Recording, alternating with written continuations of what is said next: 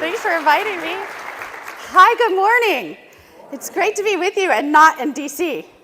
This is very rare that during the week that I'm actually in Florida, and so it's such a treat. Although I heard I have to wake you up this morning because a lot of you were out late last night. That's what I heard. They supercharged the coffee to make sure that you were ready to go and excited about today. This is very important to me to be here because a lot of the issues I have worked on as Attorney General now spill over into the United States Senate because I have such a firm belief that government should play a big role in making sure we are not only providing a safe, stable environment for businesses to thrive. I mean, if we don't have that, you can't even open your doors, get employees to show up, get customers to walk through the door, just a safe, stable environment, and clearing out unnecessary regulations or government involvement where there needs not be any to allow businesses to grow and thrive, to trust that they will do that. And so much of what I did as Attorney General focused on that. And when I was told I got to be here with the superchargers of Florida, which I genuinely believe that small business is what supercharges this state and our economy. I mean, a lot of people think of Florida and they immediately think of sea, surf, seniors even, right? We have over 4 million, 5 million seniors that call Florida home. That there are these causes for why Florida is succeeding, but truly, I think you represent 99.8 of Florida's businesses. I mean, you are where it's at. You may be small, but you are very mighty, and we recognize that. And so I wanted to be here to say thank you for following your entrepreneurial spirit, for your work ethic, for your willing to dig in and be a part of Florida's success story. I want to do everything in my power still as your United States Senator to help accomplish that. We are already trying to figure out ways to do that in Washington. You might have heard of this small little thing we just pushed out of DC called the BBB, not the Better Business Bureau, the big beautiful bill. And buried in that are all of these things that are meant to help supercharge our already great economy, but certainly to help small businesses. Making sure we were making tax cuts permanent, making sure that your employees that were part of your success were benefiting from that with no tax on tips, no tax on hourly overtime, making sure we're clearing out some burdensome IRS regulations to make it easier to do business, less onerous. All of these things were top of mind for us as we were coming up with policies that would help deliver for those that wanted to be a part of this American dream, the Florida dream, I would say, because we're doing it better than most. So it was so excited to be here with our small but mighty business owners and business management. I remember when a lot of people don't remember this, but before I was the Attorney General, I was a judge here in the state of Florida. And this is my home, by the way. Tampa Bay is where I was born, raised, worked. So welcome to Tampa Bay. I know you did your first summit here 4 years ago, so now you're back, and that makes me incredibly excited.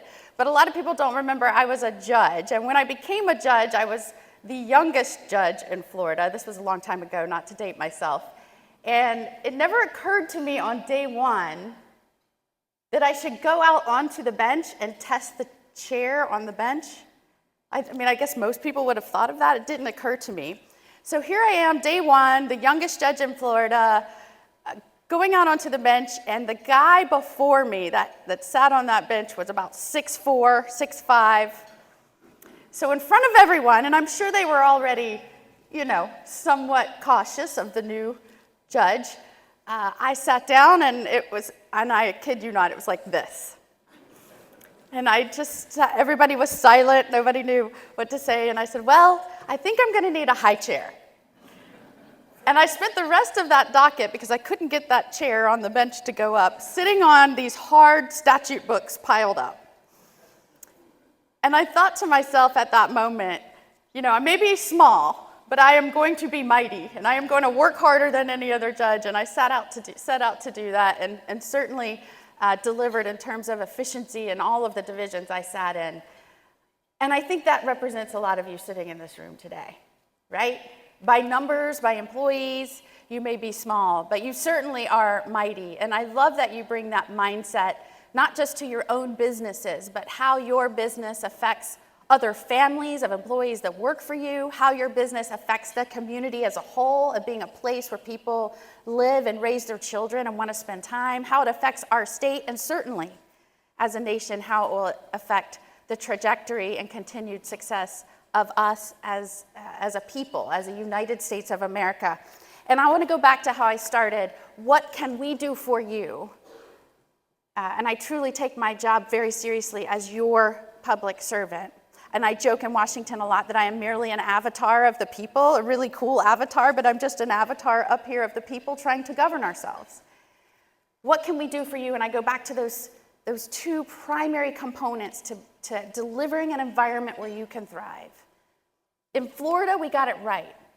So when a lot of people around the nation, a lot of areas, a lot of cities were defunding police, not supporting them, not helping with organized retail theft, I could go on and on and on.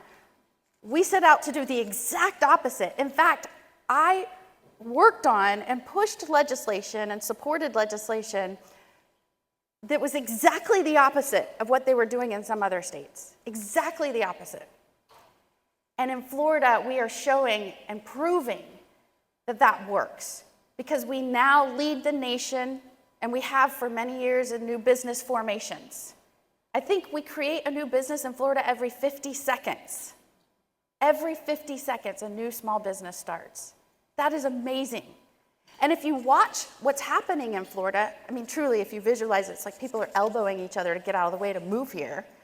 We're leading in net in migration, where other states that were doing the opposite, that didn't understand the fundamental promise of a government is to provide a safe place. People are moving here in droves. And we keep breaking records, not only in net in migration, but tourism records. Breaking tourism records, bringing other people into Florida helps you. And so we have figured it out in Florida, and my challenge now is, how do I take that same approach and same energy and same fundamental values and make sure we're carrying forth that torch in Washington? And quite frankly, you inspire me. The small but mighty mindset inspires me. And it started early in my life, it continues to do so. And I hope that you see in Florida, we will always go back to those fundamental principles, including how do we clear out the weeds. I think of over-regulation, and again, I want to stress unnecessary regulation. It's burdensome, it doesn't accomplish a goal of what we're trying to affect in terms of a safe environment for employees, or the ability to foster a common purpose among our people in Florida. Unnecessary, right? And I'm really proud when we came in, when I was Attorney General, the administration said, okay, we're going to have a deregathon. And you have to show up and you have to bring regs that were taken off the books.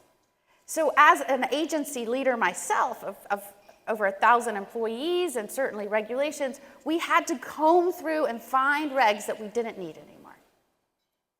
I think that that's what we should be doing in Washington. More of it.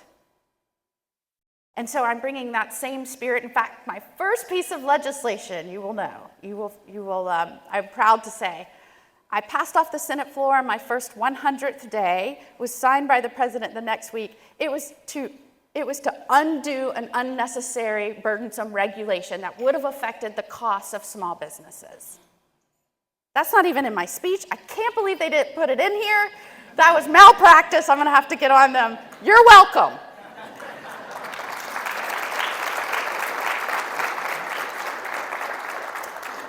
But the proof is in our numbers in Florida. The proof is the results, and how we're keeping this a state that goes back first and foremost to the purpose of government.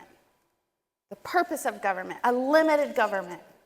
If you go way back to the Declaration of Independence, and people forget about this, there's this one buried line in there that talks about when you're organizing government and the effect should be safety and happiness of its people. And all of this,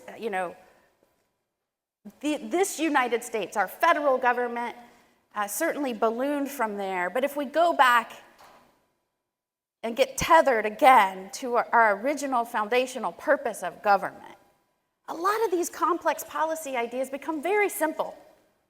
And it reminds those of us that you have trusted with these jobs to be mindful that our scope is limited and our purpose is to make sure that we as a free people can govern ourselves in a safe, free, civilized way that promotes the opportunity to pursue happiness and promotes a thriving people. And so I, for one, am so excited that I've been given the opportunity to go from being your Attorney General with that mindset to your United States Senator with that small but mighty mindset that the Senate has just seen a glimpse of, and we are just getting started. So on behalf of your country, as your United States Senator, and certainly one of the newest senators, your newest senator from the state of Florida, welcome to Tampa Bay. Welcome to this incredible business summit. What a great way to supercharge one another as you go out with that small but mighty mindset. Good luck to you for the rest of the conference. Thank you so much.